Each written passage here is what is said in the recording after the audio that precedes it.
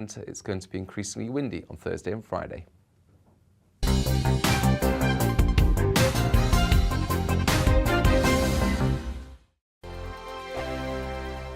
We are GB News. We're right across this great nation. On TV, on radio, on digital. Absolutely everywhere. We don't talk down to you. We embrace all voices. With honest and civilised conversation. we're not part of the establishment. We're one of you. And we're only getting started. Join us on GB News, The People's Channel. Britain's news channel. Every morning from 6 o'clock, we'll wake you up with GB News Breakfast with all the stories you didn't know from the night before. So whether it's serious news, entertainment, or your own views from all over our great nation, we're here to kick off your day with a smile. The national media should be reflecting and reporting what's happening here. You will notice the northwestern accents. Whether you're with us on TV, radio, or online, every morning, it's breakfast from 6 a.m. Hope you can join us. Join us for Ministry of Offence, the comedy panel show that's just like the news, in that the left fights the right and it doesn't really seem to matter who wins. We cover the big stories. It was in fact a troop of baboons and not angry vegans. I like that. And the really important stories. Fat naked cow gets stuck in swimming pool. It's a headline in a lot of local newspapers. Yeah. We're on the same team, Nick. Yeah, but I'm just helping you. Join us for Ministry of Offence, Saturday nights, 8 o'clock on GB News.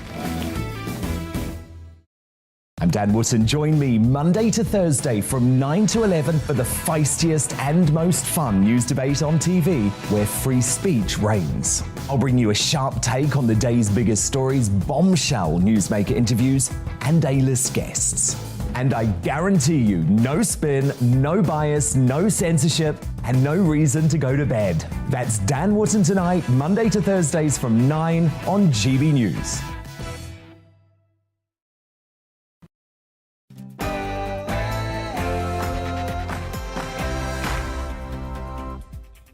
Hello and welcome to a special edition of The Briefing with Alex Phillips and Liam Halligan. Prime Minister Boris Johnson faces that vote of no confidence later today, with Tory MPs voting in a secret ballot between 6 and 8 p.m. Yeah, this came after Sir Graham Brady, chair of the 1922 committee, which represents backbench Tories, confirmed he had received 54 letters of no confidence in the PM. In the next hour, we'll be speaking to Tory MP Natalie Elphicke, anti-Brexit activist Gina Miller, and we'll also be getting the latest from Downing Street with our national GB News reporter, Paul Hawkins. And don't forget to send in your views. Boris Johnson, should he stay or should he go? Email gbviews@gbnews.uk or tweet us at gbnews. All that after the GB News headlines with Tamsin Roberts.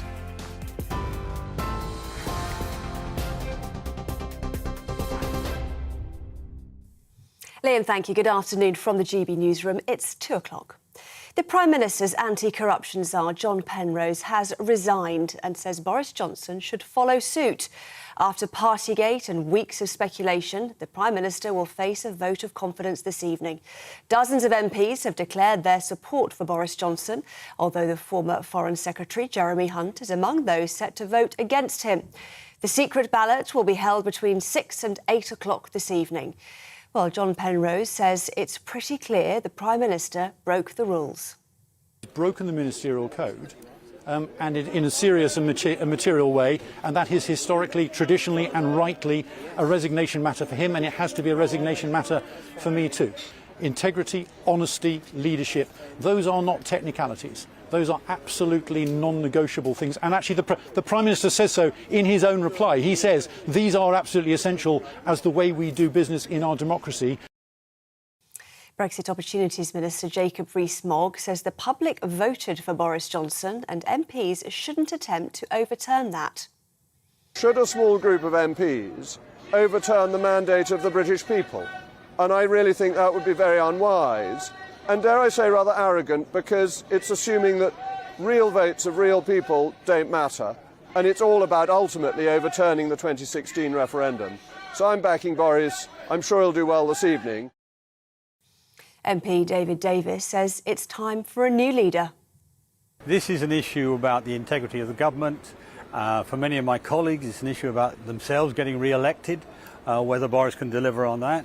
And it's an issue about standing by the rules you passed yourselves. We need to get back to being a thorough, competent Conservative government. Not to say Boris hasn't done some good things. He did some good things on vaccines, did some good things on Brexit, he's done some good things on Ukraine. But overall, for the interest of the country as a whole, we need a new Prime Minister. Attorney General Suella Braverman and Northern Ireland Secretary Brandon Lewis say Boris Johnson is still the right person for the job. A lot of people, particularly in our parliamentary, have underestimated Boris Johnson time and time again, writing him off, assuming that he won't win, and he's defied their expectations blisteringly. So I really want to remind them of the capacity that Boris Johnson has to deliver. Look, I think Boris Johnson, I've always said this, will go on and fight the next general election. I think he will win the general election for our party. And I would encourage all colleagues tonight to get behind him, get back focused on those core issues. Speaking to GB News, Work and Pensions Secretary Therese Coffey says the Prime Minister has her vote. No, I'm fully supporting the Prime Minister. It's Boris who got the highest share of the vote in 2019 since 1979, got the 80-seat majority, and it's that manifesto and that leadership which got us that majority. Of course, COVID has somewhat derailed things, but even on that, I'd say to you he got the big calls right, and that's why I will certainly be supporting him today and encourage my colleagues to do so. Tory MP Andrew Bridgen, however, says Boris Johnson can't be both a rule maker and a rule breaker. I think he has got the big calls right with the help of the parliamentary party. But, I mean, that doesn't excuse the fact that he's overseen a culture of disregard for his own COVID rules in Number 10. Old adage was if you're on the front page of the papers for 6 or 7 days in a row, you had to resign. This is going to be 10 months, and it's completely distracting from the government's day-to-day business. Well, there's been a mixed response from the public. I hope he gets no confidence, because I've got no confidence in him. Yeah, I think he's doing a really good job, and we'd love him to stay on if we could. Yeah. I just think it's lie after lie, after lie after lie, after cover up after cover up, after change the rules. He's a waste of time. I don't think anyone was prepared for COVID and the pandemic, and they did their best, and we've come through it now. We're from Australia. Often when they survive the first one, they don't last that much longer beyond that anyway. So you never know. All right, well, good luck to him though. To other news now, and the UK is sending its first long-range missiles to Ukraine. Boris Johnson confirmed the move in a phone call to President Zelensky, saying the UK can't stand by as Russia flattens cities and kills innocent civilians. It's after air-launched cruise missiles struck rail infrastructure in Kiev for the first time since April. A British man accused of trying to smuggle artefacts out of Iraq has been sentenced to 15 years in prison. Jim Fitton, a 66-year-old retired geologist, was arrested in March at Baghdad International Airport, carrying small fragments of ancient pottery. His lawyer says he'll appeal the verdict on the grounds that he had no criminal intent. A German man arrested at the same time was acquitted of the same charges. Thousands of British travellers have been left stranded after flight cancellations across Europe. Passengers booked with British Airways, TUI, Wizz Air and EasyJet are all affected as airlines continue to struggle with severe staff shortages. Transport Secretary Grant Shapps says the government will work with the industry to avoid further transport chaos. This is GB News. We'll bring you more news as it happens. Now it's back to Alex and Liam.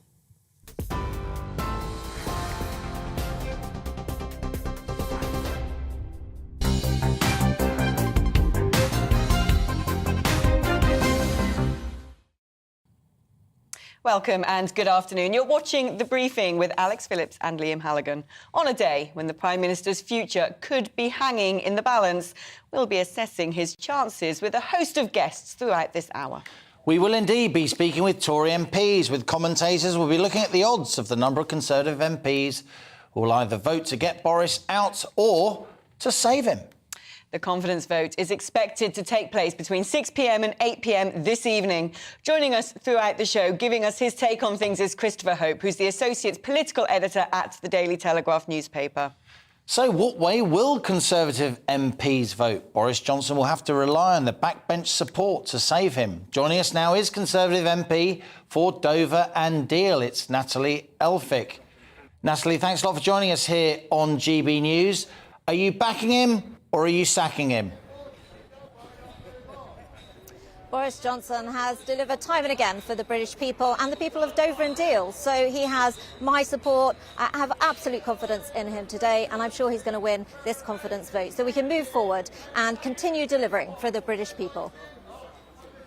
Not everyone in your party seems to agree, and this is not exactly an opportune moment for the Conservatives to be having a civil war. What is behind this? It's been parliamentary recess. There hasn't been much opportunity for plotting in the back corridors. Is this about letters from constituents? Well, I've been out and about in my constituency of Dover and Deal, and the only parties that people were talking about over the weekend were the Platinum Jubilee parties. Immediately after the Sue Gray report, we hit the doorsteps and over 200 households were asked, and of those only one, a Conservative voter, mentioned the issue of Partygate. That voter said that they were disappointed in the Prime Minister, but they remained Conservative and they were more concerned about the state of the roads. So in Dover and Deal, I'm very clearly focused on what matters to the people in my constituency, and the Prime Minister is absolutely the person who is delivering for us. You're clearly backing your Prime Minister, but why do you think it's got to this point? Why do you think an 80-seat majority, a historic election victory, a spectacular result, really, in December 2019, has been reversed? It's such a political turnaround in such a short period of time, even though most people, or a lot of people, think he got most stuff in terms of the pandemic and the war in Ukraine roughly right. What's gone so badly wrong, Natalie Elphicke? Well, Boris Johnson has got not just the big decisions right, he's absolutely shown that strong leadership at a time of extraordinary challenge for the country. And that challenge continues with the war on Ukraine and the cost of living crisis. And again, he's shown extraordinary leadership on that. That's why I think it's absolutely right to call this vote quickly, to make sure that we can reinforce that the party needs to now get behind him, make sure that that 80 majority continues to deliver for the British people, and that's what I'm expecting to happen. Natalie Elphicke, MP for Dover and Deal, thank you ever so much. Well, let's get the view from another backbench Tory MP for Southampton Itchen, Royston Smith. Royston, Natalie Elphicke there saying that the Prime Minister has shown extraordinary leadership. Leadership is a word I've read a lot on Twitter and heard a lot with those people coming out batting for Boris. Might that be because that is exactly what was called into question in the Sue Gray report? Well, I think if you're challenging his ability to be a leader, then they're going to come out and give you their take on it. So, you know, if that's the question, if that's how it's framed, then of course that's what they'll say. I mean, I think there's much more to this. I think there's absolutely no doubt that this looks self-indulgent, that there are people that didn't want Boris to win in the first place. There are people that have been with or that have been overlooked, and there are people that have never reconciled themselves to either Boris or Brexit. And now we're seeing that play out. You have to remember that when Boris got to the last two to be selected by the Conservative membership, he only got 50% of the parliamentary vote. Now, today, he's likely to get far more than that, but of course it'll be framed as disappointing or a failure, and I don't think it is.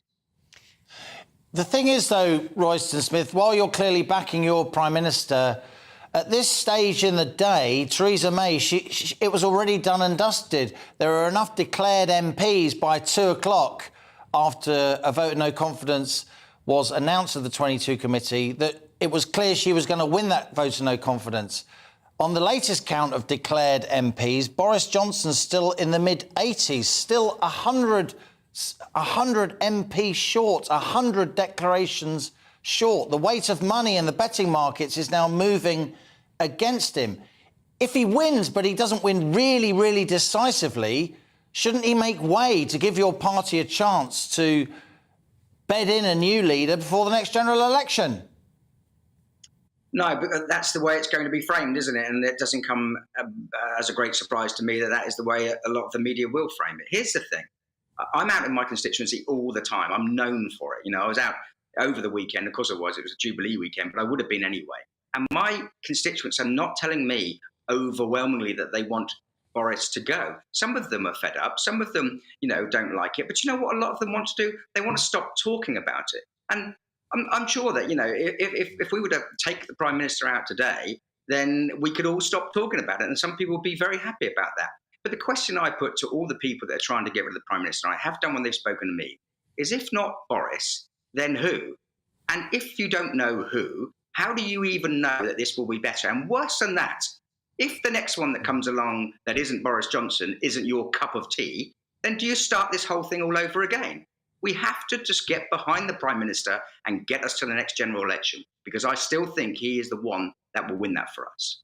It seems to me the Conservative Party is developing quite a habit of ousting their leader before their time is up. And as you were saying, it does appear rather self-indulgent. But the problem is, if he survives this, everyone's saying, well, look, if he survives this, let's package it up, let's move ahead. But that's not going to happen, is it? Well, that's in, the ball's in your court a bit there, isn't it, really? Because, if the media want to just constantly obsess on this forever, then they will, and they have. I mean, every time I turn on the radio or open a newspaper, this is all we talk about. Now, fine, if that's what you want to do, then this won't draw a line under it tonight. But the thing is, it should do, because we have got a cost of living issue. We have got Ukraine. How do we know where that's going to spread in the future? So what we're going to do, start being self-indulgent and look for a new leader who we don't even know will be any better or any different. And the worst of it was, my constituents gave me 50% of the vote in 2019. They've never done that before. They didn't wake up one morning and say, do you know, Royston Smith was a decent chap. We've all been doing the wrong thing for year after year. They did it because of Boris Johnson. So if people want him to go, fine. But they need to know what might happen if they succeed in getting rid of him. So you think this is still a construct, if you like, of the sort of Westminster political and media class, rather than any failing at all on the part of our Prime Minister? No. He has a selection of failings. We can pick a few if we want. But I'm here all the time. Now I'm here counting the numbers. You can't see, but by my door there's an A0 poster-sized piece of paper, and it has all the names on it. So I'm already counting the numbers, and my numbers look different to yours, incidentally. And for example, you talked about 80 or so declared. I don't think I was declared, but I certainly am now, so you can add that one. The point is, I think, that I've seen the people that wanted him to go in the first place, and they've been agitating for it for months. Some of them said they should go before there was ever an inquiry, before there was a Met inquiry, before there was any evidence. So, this is not surprising. And yes, Westminster is a bubble, and there are lots of people in Westminster that think they're far more important than the people they're supposed to represent. And let me tell you this, they are not. Royston Smith, Tory MP for Southampton Itchen, great to have you on the show. Thanks for your time. Well, if Boris Johnson does go tonight, it might not be the gift that the opposition parties need. Surely they want him to stay, because as his popularity sinks, the better chances they have of making gains as we head towards a general election. Let's find out. Joining us now is Christine Jardine, who's the Liberal Democrat MP for Edinburgh West. Christine, I'm sure without hesitation you're likely to say you think Boris should go. But the point is this, isn't it? I mean, first of all, it leaves a huge gap at the top of our government when we're really in the throes of war in Europe and a cost of living crisis. There's no apparent successor. And actually, the longer he stays in place with all the controversy, the more likely you would be as a party to make big gains in the next election. For me, it's about what's best for the country. And what's best for the country is for us, first of all, to listen to the people. That seemed to be what the Conservative MPs that you had on seem to have missed so far. Natalie Elphicke talked about her constituents being disappointed in Boris Johnson. People are disappointed because Boris Johnson's government has not delivered what Boris Johnson said they would do. They haven't done that.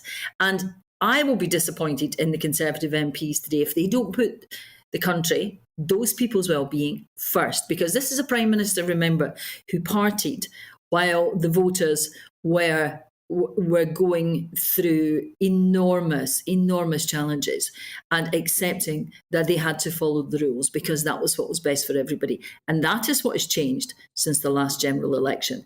The fact that Boris Johnson has been shown to a man that people couldn't have faith in to follow the rules that he set.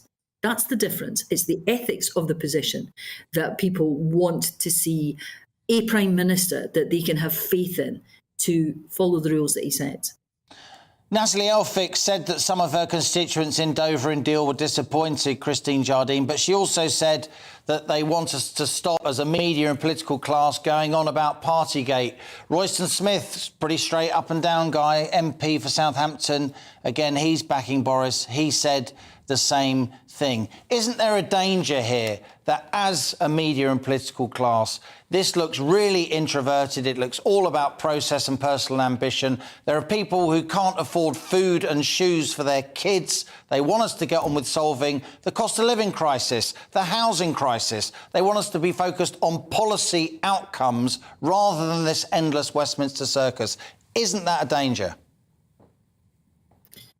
It wasn't the political class or the Westminster media or MPs who were outside the Thanksgiving service at the weekend and booed Boris Johnson. It was people who know the reality of the cost of living crisis. And that's the problem that this government can't get away from. They are now seen by people up and down the country as completely out of touch with what they're going through and a bit arrogant and not actually caring about what they are going through. And, you know, you were right at the beginning. What we are finding is that more and more people who are lifelong Conservatives are saying they're not going to vote for this Conservative Party again because of Boris Johnson, and they are coming to us. For me, the important thing is this is not a man who should be in charge of the country at this critical time in our history when so many people are suffering. And, you know, I take you back to that point. It wasn't the political classes who were outside the Thanksgiving service at the weekend. It was ordinary people who know the reality of the situation at the moment.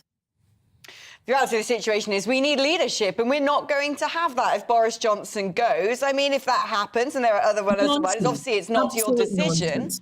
It's not your decision who's going to take his place, but is there anybody that you think is fit to run this country? Of course there are. They're not amongst the Conservative cabinet at the moment.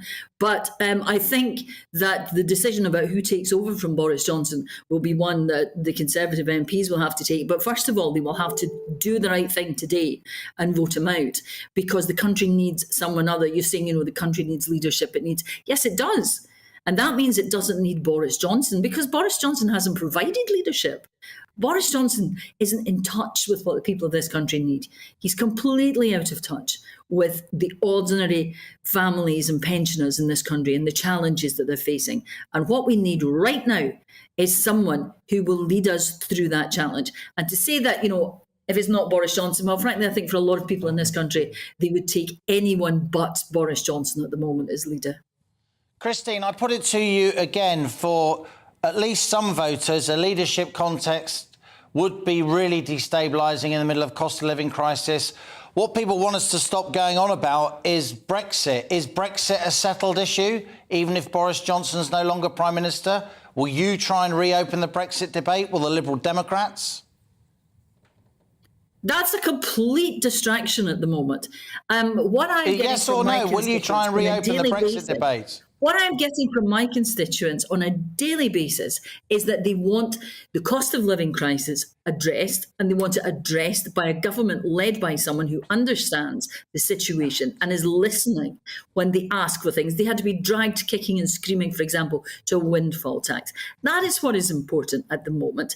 And has Brexit caused us problems? Yes, of course it has. And we're seeing Conservative MPs coming out now and saying that Brexit has caused us problems. But what we have to address is the situation that we have in front of us at the moment. We have to solve this cost of living crisis. And to do that, we need a government which is led by someone who actually understands and who people can trust. People can have faith in and not think that he's going to make one rule for us and a different rule for him. Christine Jardine, Liberal Democrat MP for Edinburgh West. Thanks for joining us here on The Briefing on GB News. Well, I'm delighted to say the Telegraph's Christopher Hope joins us now, who is the Politics Associate Editor. He is in the studio. Christopher, what is going on here? They seem to be very trigger-happy, the Conservatives, don't they? And at one point, Boris Johnson was riding on the crest of a wave, so popular, massive majority. Yes, Partygate's been an issue, but have his ratings really tumbled down that low that they need to get rid of him, or are other things at work? Perhaps they're reading Twitter too much, Alex. I mean, it does seem like we only go back to last September when people, noted newspapers were reporting that Boris Johnson could rule for 10 years, a decade of Boris Johnson, and no one even thought that was ridiculous, because why couldn't he? Because Keir Starmer was failing to cut through post-pandemic, you know, before the war in Ukraine broke out. But it's all gone wrong. I mean, it's extraordinary, I think, that Labour stand there watching the Tory party, like in a boxing ring, just punching itself in the face repeatedly, going, well, we're not doing much here. I mean, what MPs, Tory MPs certainly can't think of a single thing which Labour have done that's caused any political damage to them. And yet here we find ourselves on this first Monday in June, when the party may lose its leader tonight in a vote of no confidence. It is bonkers, I think, that it's happening. It shows a complete degree of panic within Tory ranks. They're reading a lot of Twitter. They're not reading maybe what the people want out there. You think back to 1990, Liam and I are old enough, maybe not you, Alex, but we're there. I remember vividly that the decision by the Tory party to dump a proven election winner mid-term in a third-term government haunted the party for the next 2 decades. Yes, the Tories won in 92, they snuck past, and then they lost massively in 97. What's going to happen if Boris Johnson's forced out? You're going to be left with a proven election winner who won twice in London, had never been defeated in any elections ever in this country, sitting on the back benches, and they're looking at him going, well, what have we done here then? Chris, briefly before we go to the break, few journalists have followed the Brexit debate as closely as you have. We got Jacob Rees-Mogg really being quite strong. It's all about Brexit. I just talked to a leading Liberal Democrat. She wouldn't rule out reopening this Brexit. We've had Andrew Adonis, Remainer-in-Chief, saying if Boris goes, Brexit goes. Is that what's really behind this? There are doubts there. Tobias Ellwood, of course, wrote over the weekend that we, the UK, should go back to joining the single market. I think that's a disaster. I mean, the only electorate that counts are the members of the Tory party after the MPs in Parliament. They will not count as any wobbling on Brexit. I think any serious contender, I looked at Jeremy Hunt at that, although he would say he's not a contender, but I would say... They're all Remainers. They all voted Remain. He would say he knows he's gone past that point. What Hunt needs now is to sign up some leading Brexiteers to calm your nerves, Liam. Chris Hope would join us again after the break. Fabulous to have you with us here in the studio. Yeah, and after that break, we'll be finding out what Labour thinks about the confidence vote in the PM this evening. Hard to guess, right? All that and more after your weather. Hello, I'm Aidan McGivern from the Met Office. A lot of cloud for many through the rest of the day, especially England and Wales, but it'll be fine in the north, and for southern parts of the country there will be some showers around. Those showers because an area of low pressure is moving away. It's taking a trailing weather front with it, but leaving a legacy of cloud across much of England and Wales, and some showery outbreaks of rain, particularly through the southern counties of England, along the M4 corridor, for example, up through into South and Mid Wales. There will be some brighter spells to the far south around the English Channel coast. And for Scotland and Northern Ireland, well, that's where the best of the brightness will be, with sunny spells for Western Scotland and highs here of 21 or 22 Celsius.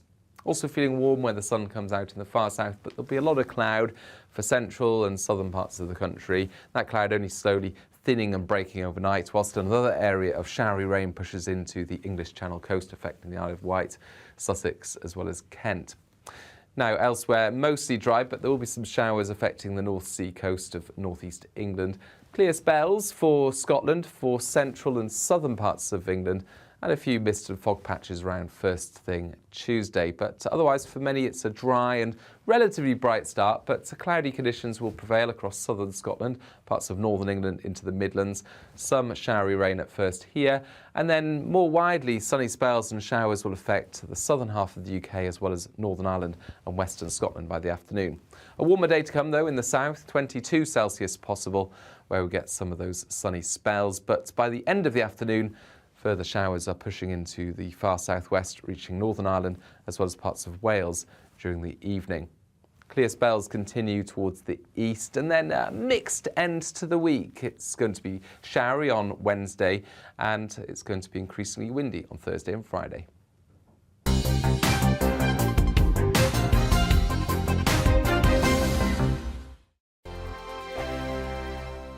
We are GB News. We're right across this great nation. On TV, on radio, on digital. Absolutely everywhere. We don't talk down to you. We embrace all voices.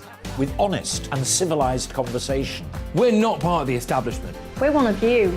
And we're only getting started. Join us on GB News, the People's Channel. Britain's news channel. Every morning from 6 o'clock, we'll wake you up with GB News Breakfast with all the stories you didn't know from the night before. So whether it's serious news, entertainment, or your own views from all over our great nation, we're here to kick off your day with a smile. And the national media should be reflecting and reporting what's happening here. You will notice the northwestern accents. Whether you're with us on TV, radio, or online, every morning, it's breakfast from 6 a.m. Hope you can join us. Join us for Ministry of Offence, the comedy panel show that's just like the news, in that the left fights the right and it doesn't really seem to matter who wins. We cover the big stories. It was in fact a troop of baboons and not angry vegans. I like that. And the really important stories. Fat naked cow gets stuck in swimming pool. It's a headline in a lot of local newspapers. Yeah. We're on the same team, Nick. Yeah, but I'm just helping you. Join us for Ministry of Offence, Saturday nights, 8 o'clock on GB News. I'm Dan Wootton. Join me Monday to Thursday from 9 to 11 for the feistiest and most fun news debate on TV, where free speech reigns. I'll bring you a sharp take on the day's biggest stories, bombshell newsmaker interviews, and A-list guests. And I guarantee you, no spin, no bias, no censorship, and no reason to go to bed. That's Dan Wootton tonight, Monday to Thursdays from 9 on GB News.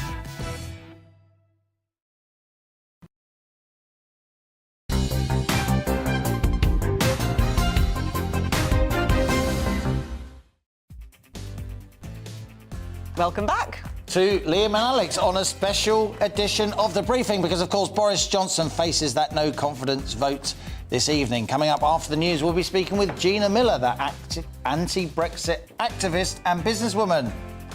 That's all for the news headlines.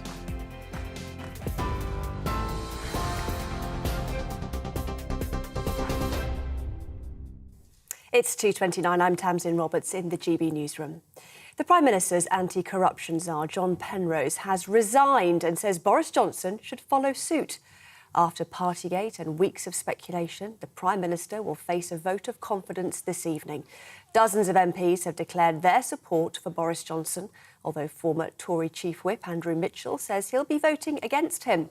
The secret ballot will be held between 6 and 8 o'clock this evening. Boris Johnson has spoken to Ukraine's President Volodymyr Zelensky, confirming the UK will deliver long-range missiles. It's after Russian air-launched cruise missiles hit rail infrastructure in Kiev for the first time since April. Retired British geologist Jim Fitton, accused of trying to smuggle artefacts out of Iraq, has been sentenced to 15 years in prison. The 66-year-old was arrested in March at Baghdad International Airport, carrying small fragments of ancient pottery. His lawyer says he'll appeal the verdict on the grounds that he had no criminal intent.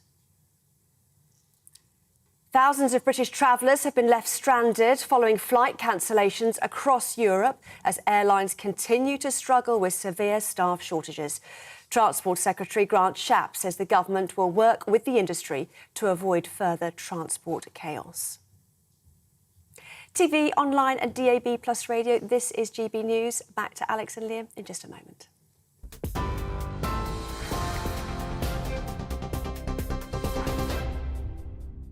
Direct Bullion sponsors the Finance Report on GB News for gold and silver investment. Here's a quick snapshot of today's markets. The pound is 1.255 to the dollar and 1.171 to the euro. And the price of gold currently stands at £1,475 and 69 pence per ounce. Direct Bullion sponsors the Finance Report on GB News for real-time investment. Welcome back to The Briefing with Liam Halligan and Alex Phillips. Now, while Boris Johnson faces a no-confidence vote later this afternoon, in some ways, remaining Prime Minister would surely help opposition parties, especially as the heat is turned up on him. So what does Labour make of all of this? Well, let's talk now to Peter Edwards, who's the former editor of Labour List. Peter, are you cheering when you heard that he was going to face a vote of no confidence? Or did you have that sort of feeling of, oh, here we go again? We have votes of no confidence every other day, it seems. Well, I don't think cheering, because ultimately you want Britain to succeed, and a Prime Minister potentially being forced out over standards is a sad thing for the country. But the Labour Party will be in clover today and the Labour Party will keep very quiet, and I think it won't be complacent. As your kind of intro alluded to, if Boris Johnson stays, then he's weakened. But if Boris Johnson goes, then it's very interesting because of the range of candidates who could be put up to succeed him.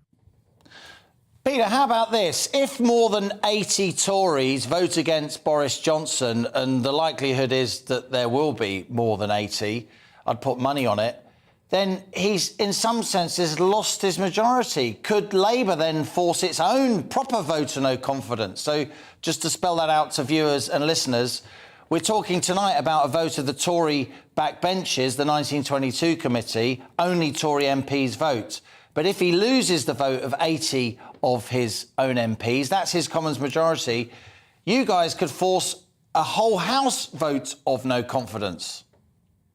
That is technically possible, but I think it is very unlikely. But obviously, you've been studying your Commons procedure. But I think there's a difference between Tory backbenchers who want to get rid of their boss and then actually being seen as voting for political suicide themselves. And I don't think Tory backbenchers would essentially have a vote of no confidence in the House of Commons against the Prime Minister and force a general election, because if you're a backbencher, particularly in a red wall seat, you know, all those seats gained unexpectedly in 2019, you wouldn't want to force a poll now. And the reason for that is I think nearly every opinion poll this year, apart from one, has put the Labour Party ahead. So Labour would be quite happy to have a general election, but I think a lot of Tories in swing seats would not be. So I think really if Boris Johnson wins tonight, he's with us for a bit longer, but perhaps not another year as the rules dictate.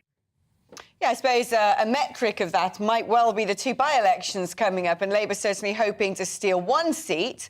But I'm glad you brought up polling. Surely where the government are at right now is a normal midterm slump, and given we're in the middle of a cost of living crisis, it's not as bad as it could be.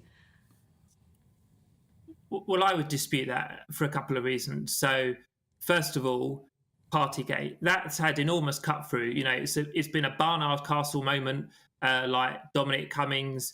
It's in terms of standards and personal standards, it's almost had the same impact as something like dropping out of the RM, which was an economic crisis, but it's something that everyone has heard of. People who are completely disengaged from politics have understood that members of the government, whether it was Boris or his advisors, had a lot of drinks while parts of the country were dying and saying goodbye to their loved ones over Zoom. I think the other thing is that everything that's gone wrong with the government is tied personally to Boris, and that's not always been the case in previous years.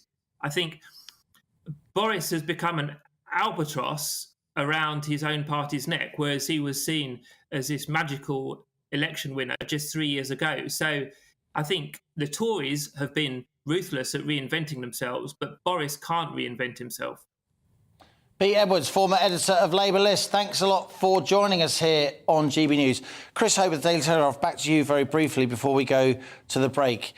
Is a vote of no confidence really as unlikely as Pete was just saying there? A Labour one. Yeah, a Labour-sponsored vote of yeah. Well, it happened in 2018. It did in December 2018 when it was forced by Jeremy Corbyn to try and unseat or to weaken the Theresa May government. It's certainly a good idea, a stunt for Labour to show to the electorate how weak this Tory government is, despite its 80-seat majority. However, it will allow a lot of Tory MPs to unite behind Boris Johnson for a bit. It might shore up his position. I think that his position needs shoring up. They might welcome a vote tomorrow if that happens from Labour. Chris will be returning to you after the break, and we'll also be crossing to Downing Street. Stay with us here on GB News, The Briefing, with Alex Phillips and me, Liam Halligan. Don't go away. We are GB News. We're right across this great nation. On TV, on radio, on digital. Absolutely everywhere. We don't talk down to you. We embrace all voices. With honest and civilised conversation. We're not part of the establishment. We're one of you. And we're only getting started. Join us on GB News, The People's Channel. Britain's news channel. Every every morning from 6 o'clock. We'll wake you up with GB News Breakfast with all the stories you didn't know from the night before. So whether it's serious news, entertainment, or your own views from all over our great nation, we're here to kick off your day with a smile. The national media should be reflecting and reporting what's happening here. You will notice the northwestern accents. Whether you're with us on TV, radio, or online every morning, it's breakfast from 6 a.m. Hope you can join us. Join us for Ministry of Offence, the comedy panel show that's just like the news, in that the left fights the right and it doesn't really seem to matter who wins. We cover the big stories. It was in fact a troop of baboons and not angry vegans. I like that. And the really important stories. Fat naked cow gets stuck in swimming pool. It's a headline in a lot of local newspapers. Yeah. We're on the same team, Nick. Yeah, but I'm just helping you. Join us for Ministry of Offence, Saturday nights, 8 o'clock on GB News.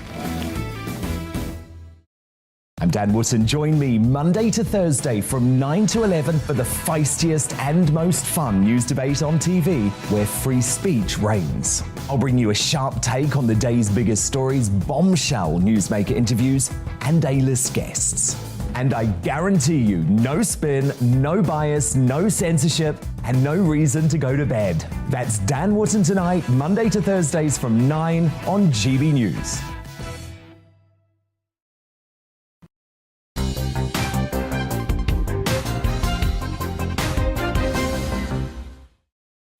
And welcome back. It's 2:38. You're watching The Briefing with Alex Phillips and me, Liam Halligan.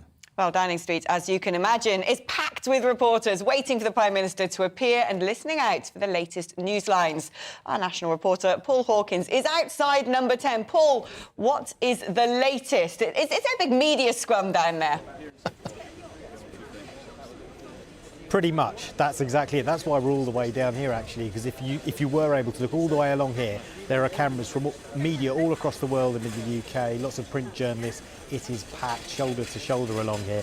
Everyone earlier was waiting for the PM to come out in person to greet the Estonian Prime Minister, who was visiting, no doubt talking about those British troops that are stationed in Estonia. And then at the last minute we were told the PM's not coming out.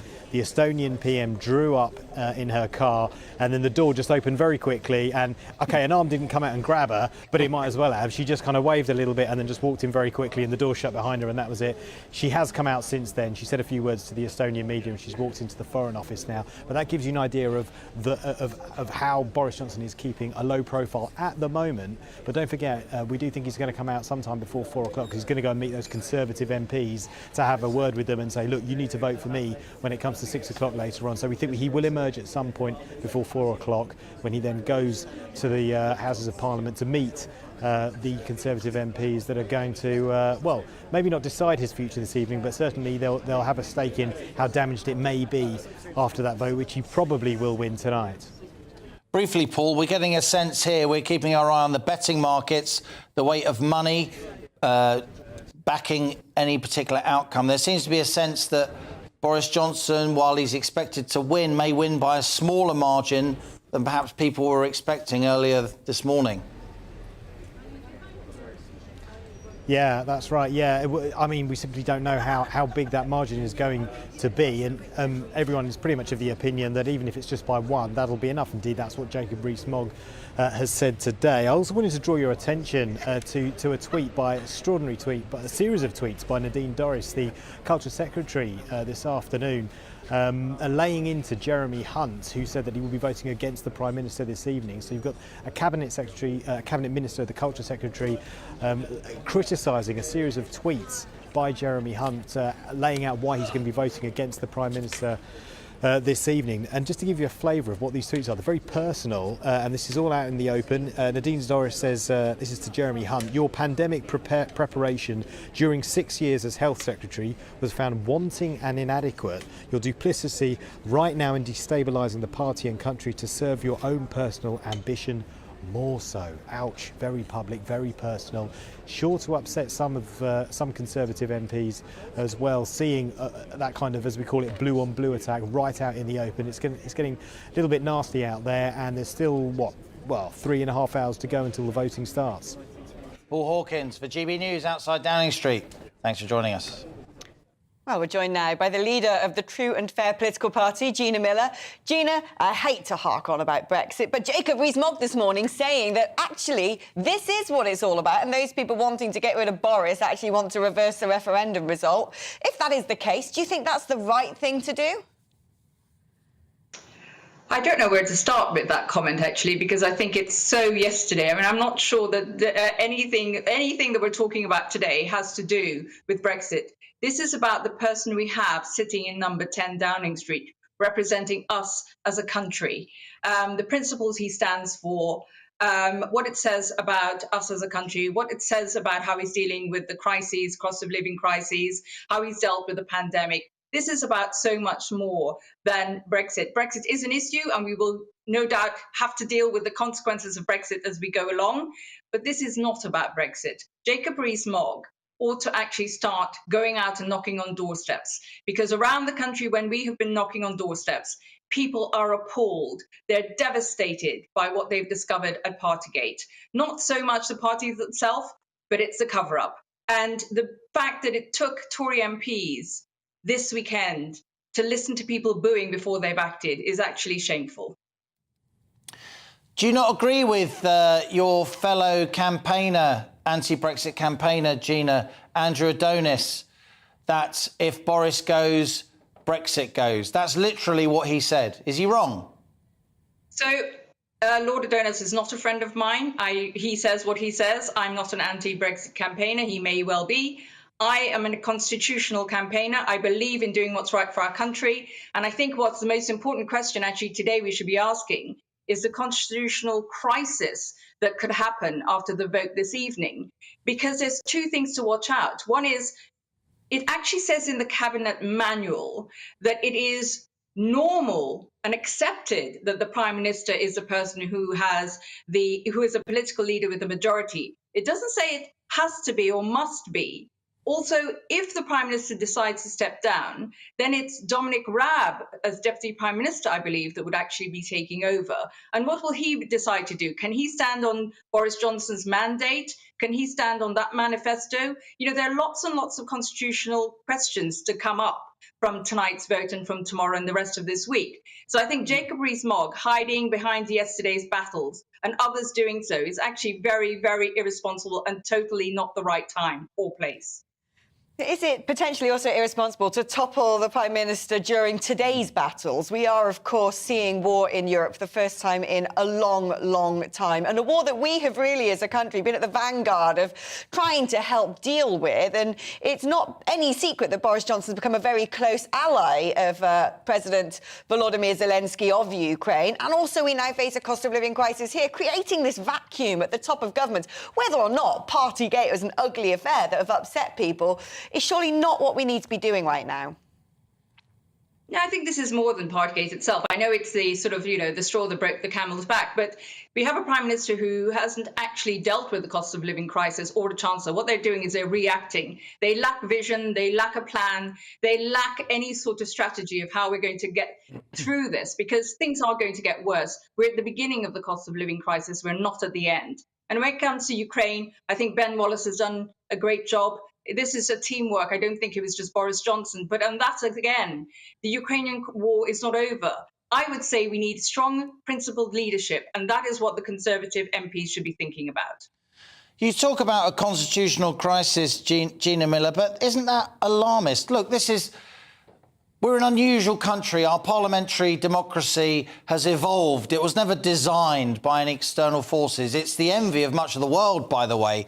It's completely clear. It's happened under Labour and Conservative governments in living memory several times. When a leader is toppled mid-election, there's an election within the party to appoint a new Prime Minister. That's not a constitutional crisis. That's British democracy.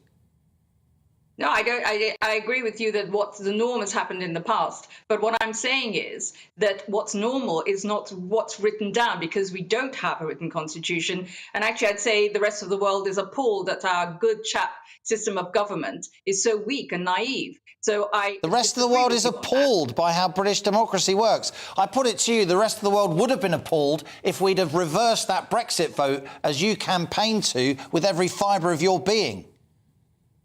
I wish you would go and do some homework and read the court cases. I never actually I never ever campaigned for that in the court cases. They were for two things, and I believe there are things that you believe in. One is parliamentary sovereignty, and secondly is having our representatives that we elect actually debating the issues of the day.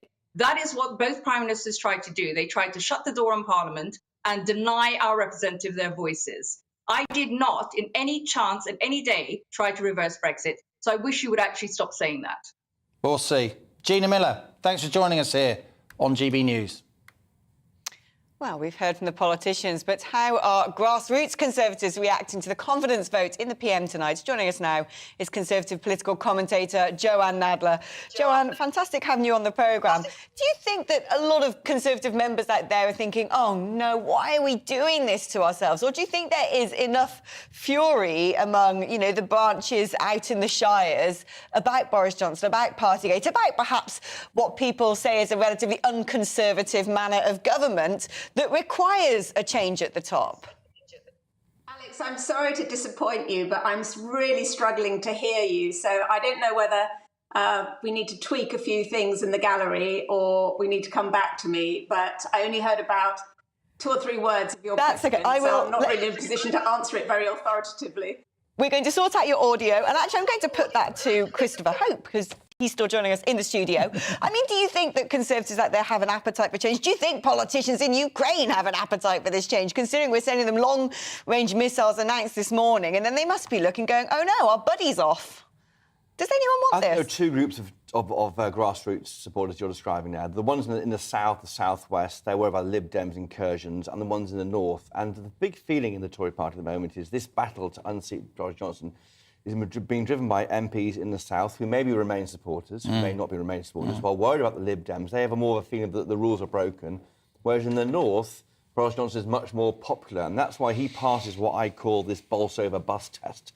If any Tory putative leader got off a bus in Bolsover, how big would the crowd be, right? Dennis Skinner's old seat, Derbyshire mining constituency. No problem there. Great people, lovely people, but Boris Johnson would get a crowd of hundreds.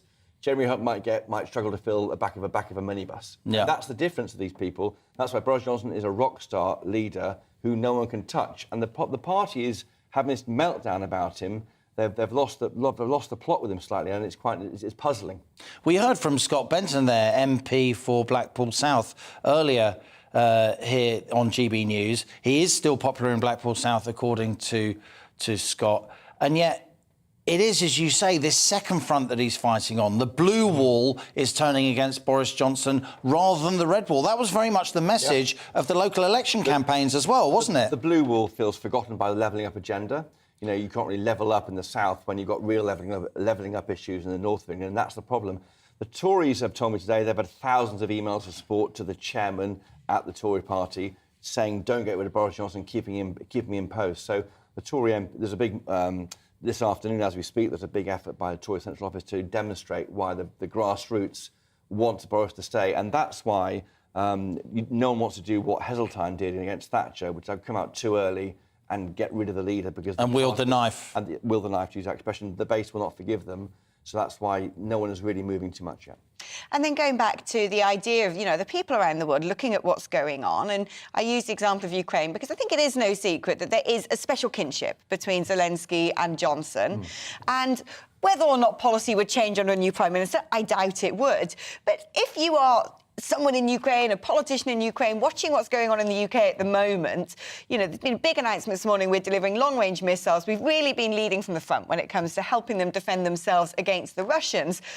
They must be looking at this thinking, well, this is very, very much not helpful for us. Possibly. I'm less of a buyer on that idea. I think that we always talk about how the relationship between often the US President and the UK Prime Minister matters, but it has, around the edges, slightly. I mean, Biden certainly isn't helping over the Northern Ireland Protocol negotiations the UK is trying to do at the moment with the Washington on London axis. But I think that the UK recognises it can act more freely outside the European Union as a leading member of NATO who isn't in the European Union. It's kind of an honest broker between the EU and the US, and therefore the UK can be quite bold with Zelensky. Don't forget, Theresa May did really well over the Salisbury poisoning, didn't she? And then a few months later she had been gone. I think people, even, you know, MPs, the electorate do separate out being a strong lead on an international stage against doing things more locally. Chris Hope, the Daily Telegraph, for now. Thanks a lot for that. Let's return to Joanne Nadler. Hopefully we've sorted out her earpiece issues. Joanne, to what extent do you think the Tory grassroots are backing this move by quite a few MPs to depose Boris Johnson? Or do you think those MPs are out of touch with their constituents? Well, I think we have to go back just a few weeks to the local election results and consider the number of disappointed councillors who lost their seats primarily because they were being told that although they'd done a perfectly good job, people couldn't vote for them because they didn't want to endorse the leadership of Boris Johnson. And I think that for all the people that campaigned during those elections, you've got many more who are looking ahead with trepidation to the by-elections coming up and to the next big set of elections nationally. And they're really wondering now whether Boris Johnson is a liability. I was struck over the weekend out and about for the Jubilee celebrations that I was with a friend of mine who was reselected and in fact won as a local councillor, but one of the few left here in Wandsworth in southwest London. A few Conservative councillors left, and people were actually saying privately to me, we thought the council did a great job, but we just couldn't vote Conservative. So to answer your question, I actually think quite a lot of the grassroots feel that this is a reckoning that needs to be coming. I mean, looking at the timing of all of this, ahead of those by-elections, I mean, you're right, if those by-elections go horrendously with the Conservative Party, you'd think there'd be good reason for people to say something is dreadfully wrong at the moment. But surely, with removing the leader, there's not going to be enough time, really, is there, to anoint a new leader before those by-elections? Who on earth is going to vote for a party that doesn't even know who their leader is? Well, I think this is why those people that were looking to have this vote of no confidence or vote of confidence, depending which way it goes, wouldn't necessarily have selected this week to do it. But because it hasn't really been an organised campaign and letters have sort of been dribbling in dribs and drabs, they couldn't necessarily foresee when they'd reached the requisite number to hold the vote. So to that extent, it may work in Boris Johnson's favour. I just wonder whether a lot of Conservative MPs are already really considering, as I say, whether or not their leader is an asset or a liability. And now that they've been given this opportunity, in a sense, they're being given permission to vote against him. They may not have called for the vote themselves, but they now have the opportunity to do so. I actually think the result is going to be quite close.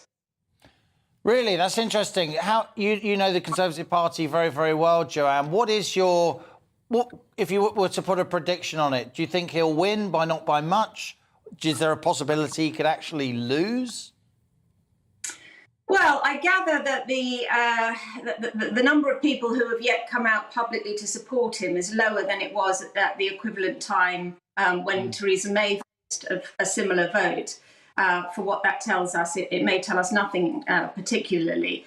I think in a sense he's already lost because this is very undermining of his authority. So even if he does manage to win, he then has to go on and present a really strong front on behalf of the Conservative Party and in a sense become the Conservative Prime Minister that he singularly thus far failed to do. Now, do we actually think he's capable of doing that? Do we think he's capable at this stage of really pulling everything together and presenting, a raft of Conservative policies? I mean, he's been the leader, he's been the Prime Minister since 2019. I think everybody gave him fair wind in view of the Brexit situation. And I think he's also had credit for handling the Ukraine situation very well. But, people are living in a state of a very sort of worrying economic state of affairs, as you have commented on, Liam. And I feel that, talking about Ukraine's situation is not going to reassure people that are facing a huge tax burden, let alone all the extraordinary things that are going on in schools and in the police in terms of the so-called culture wars. People want to see a Conservative agenda. Joanne Nadler, Conservative commentator, great to get your input here on GB News. Thanks for your time. Well, with the vote later this evening, what are the odds on Boris Johnson being forced out?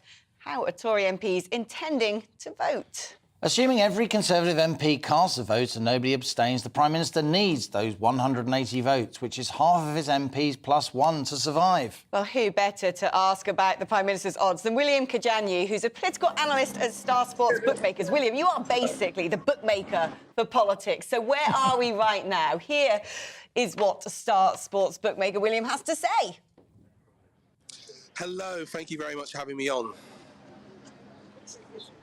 Yeah, William, what are the odds right now? I mean, have things been moving during the course of the day? Is he going to stay? Is he going to go? How's it looking? You are a betting man. I am indeed. The odds are very much in the Prime Minister's favour with Star Sports. He is 1 to 5 to stay. To put that into simpler terms, it's about an 83% chance we think that he wins the vote. That's changed a lot from this morning. We initially had him at 1 to 2, so a change of 20%. And most of the money, pretty much all of it, has been for the Prime Minister to win tonight's vote. So we've got that market going, and then also a market on how many MPs vote against him. And we make it 50%, even money, in other words, that 100 to 150 MPs vote against the Prime Minister. And that can start troubling. 100 to 150 MPs vote against the Prime Minister. That's a big number, particularly if it's nearer the 150. That's almost twice his Commons majority.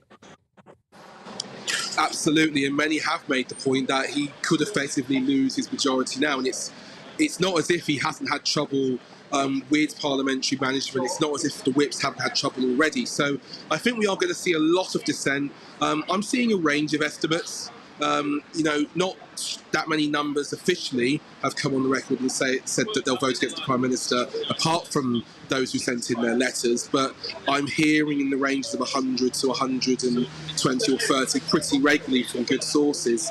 And it appears that the punters believe that too. William, thanks a lot for updating him. William Kajanyi there of Star Sports Bookmakers.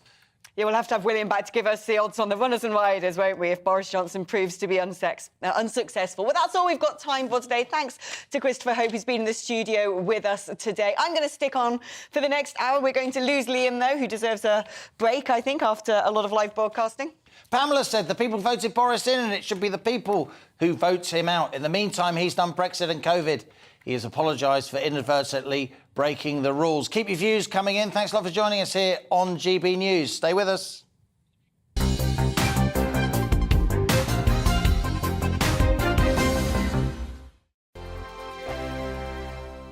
We are GB News. We're right across this great nation. On TV, on radio, on digital. Absolutely everywhere. We don't talk down to you. We embrace all voices with honest and civilised conversation.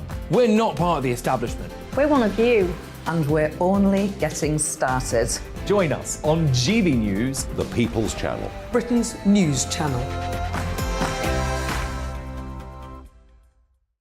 Every morning from 6 o'clock, we'll wake you up with GB News Breakfast with all the stories you didn't know from the night before. So whether it's serious news, entertainment, or your own views from all over our great nation, we're here to kick off your day with a smile. And the national media should be reflecting and reporting what's happening here. You will notice the northwestern accents. Whether you're with us on TV, radio, or online, every morning, it's breakfast from 6 a.m. Hope you can join us. Join us for Ministry of Defence, the comedy panel show that's just like the news, in that the left fights the right and it doesn't really seem to matter who wins. We cover the big stories. It was in fact a troop of baboons and not angry vegans. I like that. And the really important stories. Fat naked cow gets stuck in swimming pool. It's a headline in a lot of local newspapers. Yeah. we're on the same team, Nick. Yeah, I'm just helping you. Join us for Ministry of Defence, Saturday nights, 8 o'clock on GB News. I'm Dan Wootton. Join me Monday to Thursday from 9 to 11 for the feistiest and most fun news debate on TV, where free speech reigns. I'll bring you a sharp take on the day's biggest stories, bombshell newsmaker interviews, and A-list guests. And I guarantee you, no spin, no bias, no censorship, and no reason to go to bed. That's Dan Wootton tonight, Monday to Thursdays from 9 on GB News.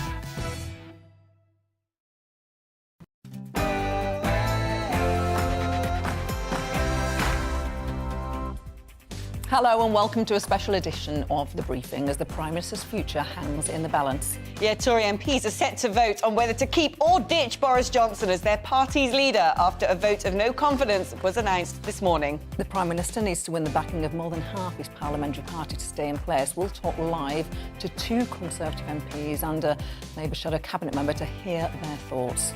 Also breaking this hour, a GB News exclusive as a Downing Street source who attended multiple lockdown gatherings tells us that Number 10 partied while the PM was in hospital. And we've an exclusive picture of Sue singing karaoke before the pandemic. Stay tuned for that. And we'll be asking polling expert David Cowling just how damaging the Partygate row has been for the Prime Minister and government. Give us your political briefing. Send in your views and opinions by emailing gbviews@gbnews.uk or tweet me at gbnews.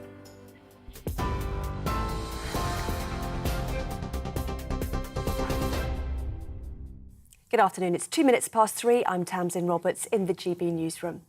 The Prime Minister's anti-corruption czar, John Penrose, has resigned and says Boris Johnson should follow suit. After Partygate and weeks of speculation, the Prime Minister will face a vote of confidence this evening. Dozens of MPs have declared their support for Boris Johnson, although former Tory Chief Whip Andrew Mitchell says he'll be voting against him. The secret ballot will be held between 6 and 8 o'clock this evening, with the result announced at 9 o'clock. John Penrose has said it's pretty clear the Prime Minister broke the rules. He's broken the ministerial code. And in a serious and material way, and that is historically, traditionally and rightly a resignation matter for him, and it has to be a resignation matter for me too. Integrity, honesty, leadership, those are not technicalities.